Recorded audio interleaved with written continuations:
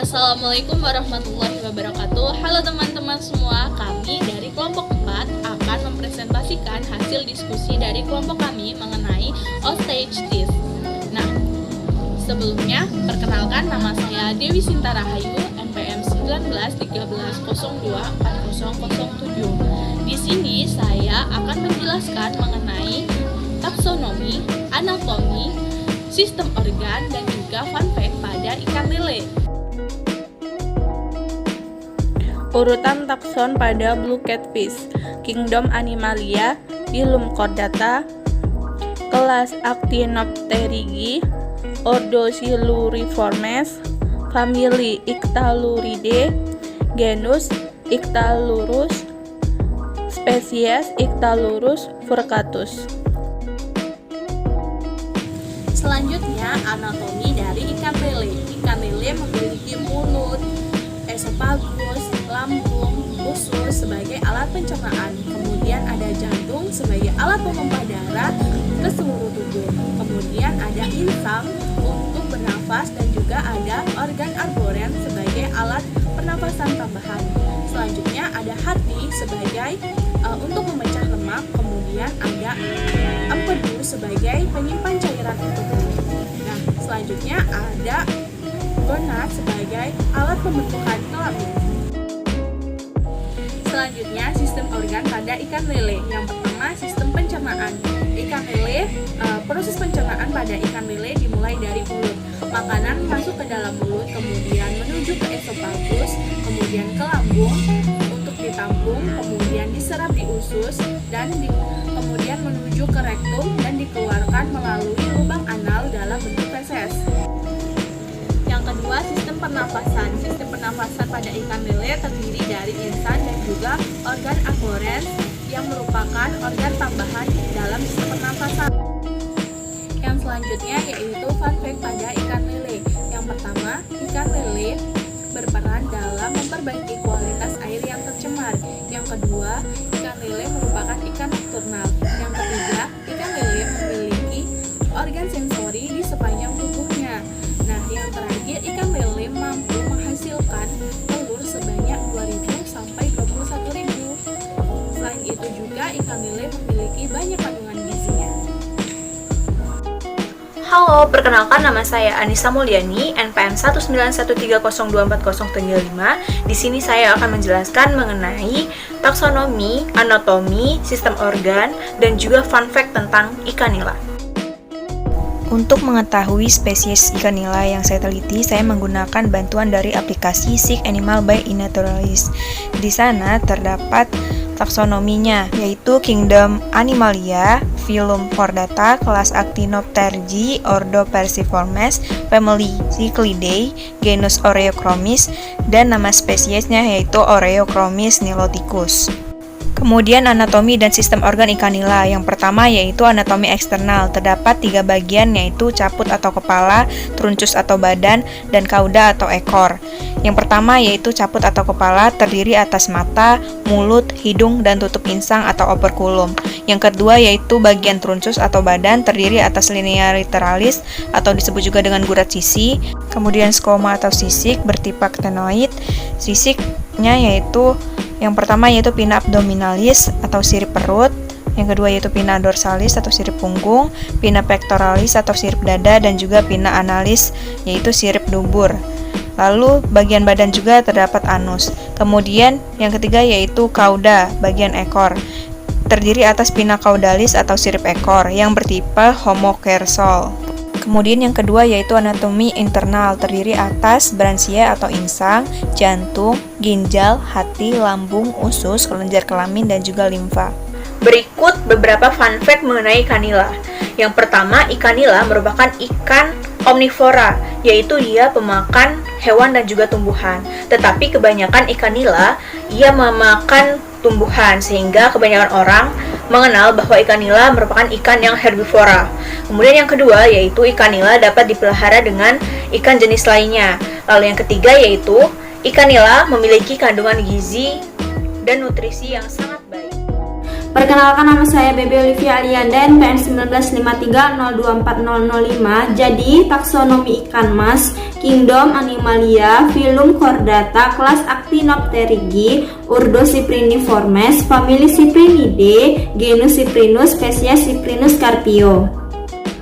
Anatomi ikan mas terdiri dari mulut, tengkorak, rongga mata, rongga insang, tulang belakang, sirip dada, tulang rusuk, sirip perut, sirip belakang, sirip punggung, dan sirip ekor.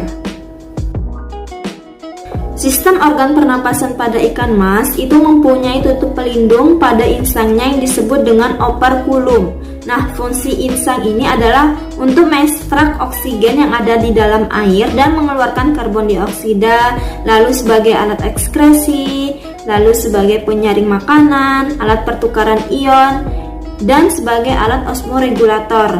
Nah, letak insang ini berada di kanan kiri kepala ikan di rongga insang. Nah, bagian-bagian dari insang itu terdiri dari lengkung insang yang berasal dari tulang rawan, rigi-rigi insang sebagai alat penyaring, dan filamen atau lembar insang yang berwarna merah muda yang berbentuk seperti sisir.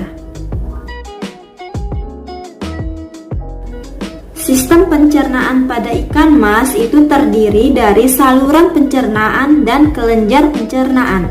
Alat pencernaan pada ikan mas itu terdiri atas lambung, sedangkan saluran pencernaan ikan mas terdiri atas segmen mulut, rongga mulut, faring, esofagus, lambung, pylorus, usus, rektum, dan anus. Jadi ini adalah hewan hasil foto innaturalis. Oh ya, teman-teman tahu nggak sih apa saja fun fact dari ikan mas itu? Nah, salah satunya itu pencernaan ikan mas itu masih sangat sederhana dan sangat susah untuk mencerna protein loh. Ya, akan menjelaskan mengenai ikan mas koki. Jadi untuk taksonominya ikan mas koki itu Kingdom Animalia, filumnya Chordata, kelas Oystes, Ordo Teloste, kemudian familia Crimde, genus Carassius, spesies Carassius auratus. Nah, untuk bentuk tubuhnya sendiri, ikan mas koki ini pendek, bulat, kemudian matanya lebar dan besar. Organ yang terdapat di dalam itu banyak sekali. Di dalam ikan mas koki ini ada ginjal, kemudian ada yang pasti ada jantung, dan ada gonad, organ pencernaan lainnya.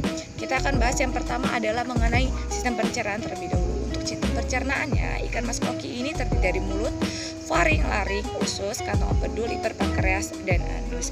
Nah, ikan mas koki ini dia tidak bisa memasukkan makanan dalam ukuran yang besar. Karena apa? Ukuran mulutnya yang kecil, sehingga dia makanannya ukurannya harus kecil ya, jadi tidak bisa besar.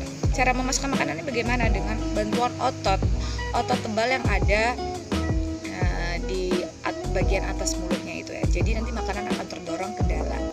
Nah, kemudian setelah dari mulut nanti akan ke laring, faring. Nah, di faring nanti ada gigi. Nah, fungsinya ya untuk menghabiskan makanan. Kemudian akan ke usus dan ke organ pencernaan lainnya. Selanjutnya adalah pernafasan. Untuk pernafasan, ikan mas koki ini menggunakan insang tentunya karena dia ikan. Nah, insang ini letaknya di mana? Letaknya itu insang ini di bawah operkula. Nah, di setiap operkula itu terdapat 4 lengkung insang pada insang lamela. Nah, insang filamen yang notabene itu penuh dengan pembuluh darah letaknya di insang lamela ini. Kemudian yang ketiga itu ada sistem pergerakannya. Nah, untuk sistem pergerakannya selain dia menggunakan ototnya di mana? Ototnya pastinya melekat pada kerangka. Untuk kerangkanya, ikan mas koki ini terdiri dari 2, yaitu kerangka utama dan kerangka pendukung. Selain menggunakan otot, nah dia juga bergerak dibantu oleh yang namanya gelembung renang maksud saya. Gelembung renang ini isinya apa? Gelembung renang ini isinya ada udara. Gelembung renang ini fungsinya untuk apa? Jadi fungsinya membantu ikan mas koki nanti naik turun di dalam air. Selanjutnya adalah sistem ekskresinya. Sistem ekskresi organ yang terlibat yaitu adalah ginjal. Ginjal ini warnanya merah ya, merah gelap seperti itu. Kemudian letakkan di bawah tulang punggung, di dekat rongga tubuh bagian belakang. Nah, fungsinya untuk apa ya? Tentu saja untuk filtrasi, penyaringan, dan pembentukan urin. Kemudian selain ada ginjal, ada juga kantong kemih yang letaknya antara anus dan lubang ekskresi. Kemudian ada juga insang. Ternyata insang selain sebagai organ respirasi, dia juga berguna untuk organ ekskresi ya, untuk melepaskan beberapa atau membuang sisa-sisa metabolisme tubuh yang tidak dibutuhkan oleh ikan mas koki. Kemudian sistem saraf. Untuk sistem sarafnya ikan mas koki ini ya pasti ada otak, sumsum tulang, kemudian ada saraf. Nah, setiap ujung saraf ini nanti akan berhubungan dengan semua organ sensori, mulai dari organ penciuman, penglihatan, dan sebagainya. Kemudian ada fun fact, ternyata ada fakta-fakta unik loh dari ikan mas koki ini. Yang pertama, ternyata ikan mas koki ini bisa hidup dalam jangka waktu yang cukup lama. Jadi bisa hidup sampai 20 tahun. Padahal biasanya ikan mas yang dipelihara itu bisa cuma sampai 6 sampai 8 tahun saja. Kemudian pernah tercatat ikan mas koki yang paling lama hidupnya itu selama 49 tahun. Kemudian selanjutnya adalah warna. Jadi kan yang paling menarik dari ikan mas koki ini adalah warna. Warna ikan itu karena ada sel pigmen kromatofor. Nah, kromatofor ini letaknya di dalam dermis pada sisik ikan ya.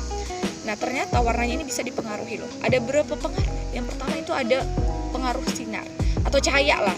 Nah, jadi kalau misalnya ikannya ditempatkan tempat gelap, akan beda ternyata warnanya dengan yang ditempatkan di tempat terang. Kenapa? Karena ketika ditempatkan tempat terang itu ada namanya perbedaan reaksi melanosom yang mengandung pigmen melanofor. Jadi pigmen melanofor ini dia akan lebih terkonsentrasi di nukleus ketika berada di cahaya yang terang. Makanya warnanya akan warna dari si kulit atau sisik si ikan ini akan lebih cerah. Perkenalkan, nama saya Andri Duyanti dengan NPM 191304043. Di sini saya akan melanjutkan pembahasan kita kali ini, yaitu tentang ikan bandeng atau yang bernama latin Canos canos. Yang pertama yaitu tingkatan taksonnya. Canos canos ini memiliki kingdom Animalia, filum Chordata, subfilum Vertebrata, kelas Osteocetes, subkelas Teleostei, ordo Malacopterygii, famili Canidae, genus Canos, dan spesies Canos canos.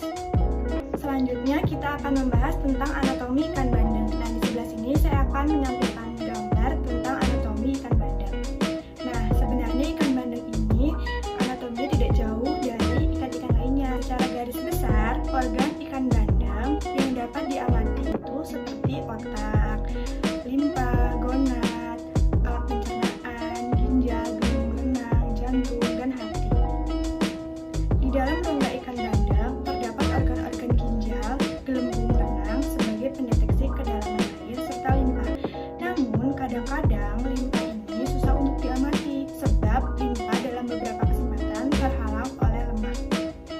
Selanjutnya kita akan membahas tentang sistem organ. Nah, sistem organ yang pertama yaitu organ pencernaan.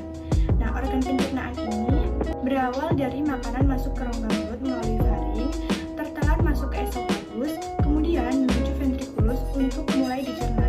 Selanjutnya masuk ke intestinum dibantu oleh hepar, pankreas, dan empedu yang mengeluarkan sekretnya. Nah, sisa pencernaan akan dikeluarkan melalui anus. Nah, yang kedua yaitu sistem pernapasan. Nah, ikan hanya dapat hidup di air dan mempunyai alat pernapasan yang khusus. Ikan bernapas menggunakan insang. Nah, sisi kanan dan kiri insang berbentuk lembaran-lembaran tipis berwarna merah muda dan selalu lembab. Bagian terluar dari insang berhubungan langsung dengan air, sedangkan bagian dalamnya berhubungan erat dengan kapiler-kapiler darah. Nah, bagian filamen terdapat pembuluh darah yang memiliki banyak kapiler sehingga memungkinkan O2 berdifusi masuk dan CO2 berdifusi untuk keluar. Insang pada ikan bertulang sejati ditutup oleh tutup insang yang disebut dengan operculum. Mekanisme pernapasan ikan bandeng secara umum sama dengan ikan lainnya. I'm an icon, man. My girl about a 10. I should fuck her in a Benz.